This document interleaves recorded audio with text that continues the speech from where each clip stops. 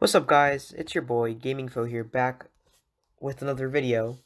This is definitely different from all my previous videos. I usually do gaming, specifically Clash of Clans or Clash Royale, but I've been a big NBA fan for a long time, and I decided to try some, I don't know, just I guess NBA commentary, just talking about different things that are going on in the NBA world right now.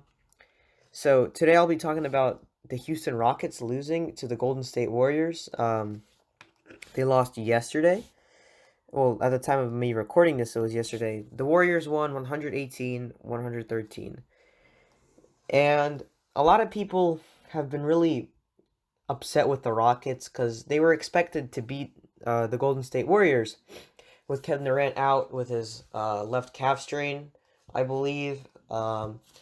Everybody expected the Rockets to win at home in Game 6 and go on to Oracle Arena in Game 7 and beat the Warriors. And obviously that didn't happen. The score was 118-113. I don't think it was a bad game for really Houston. Houston played pretty well. Like, Harden had 35 points, 8 rebounds, 5 assists, and 4 steals. He shot pretty efficiently too, 44% from the field. He was really bad from the free throw line by his standards, 58% from there. And those points really cost him. Like, if he had made all his free throws, 12 out of 12 free throws, they would have tied the Golden State Warriors at the end of the game. Now, of course, that doesn't really mean that um, that they would have gone into overtime because the events of the games would have been changed, right? But it wasn't overall a bad game for the Rockets. I mean, Chris Paul helped. He showed up 27 points, 11 boards. Everyone played pretty well. I mean, I'm looking here. Iman Shumpert played pretty garbage, 0 points. But he didn't really take any shots either. He was, what, a +7 box minus, plus minus. So, yeah, they played pretty well. You can't really blame the Rockets for the loss. It just shows how good the Warriors are. That without Kevin Durant, they're still really good. That Steph Curry is a two-time MVP and Klay Thompson is one of the greatest shooters ever. And Draymond Green can actually play. He's not really bad. He's just not good sometimes in the regular season, right? Curry was like 0 for 6 or 0 for 9, something like that at halftime, and then he went off in the second half, right? 33 points in the second half is insane, right? He really carried.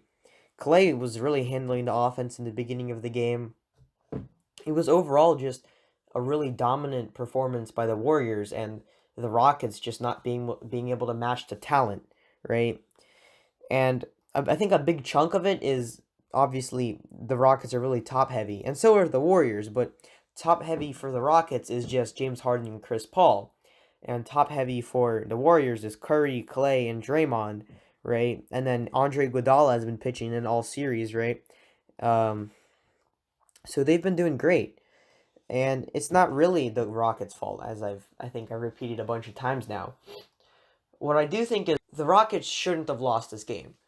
They should have not destroyed the Warriors, but with all the talk they've been doing about how if Chris Paul hadn't gone injured last year, they would have won and beat the Warriors and gone on to the finals, right? Not beating Kevin Durant is pretty hypocritical, I'd say, right? Not beating the Warriors, pardon, right? The Rockets were completely healthy. They had everyone: Chris Paul, Harden, Capella, PJ Tucker, Eric Gordon. They had their whole lineup. They even had Austin Rivers coming off the bench this time, and they still couldn't get it done at home, right? I wouldn't say anybody choked. A lot of people have been saying that they choked. I don't think they choked. Unless you count Harden's free throw percentage as choking, but I think that was situational. I don't believe that he choked. I think he actually put up shots this time. Didn't miss 27 straight threes, right? Well, not him, but the Rockets last year. I think this was just a case of the more experienced championship ready team just prevailing in the end. That's basically all it was, right? And yeah, that's pretty much my take on what happened in game 6, right? The Warriors are moving on. They'll play either the Nuggets or the Blazers. Um, if I'm the Warriors, assuming they don't have Kevin Durant, they probably want the Blazers because they match up well against them, right? The Blazers don't have Yusuf Nurkic.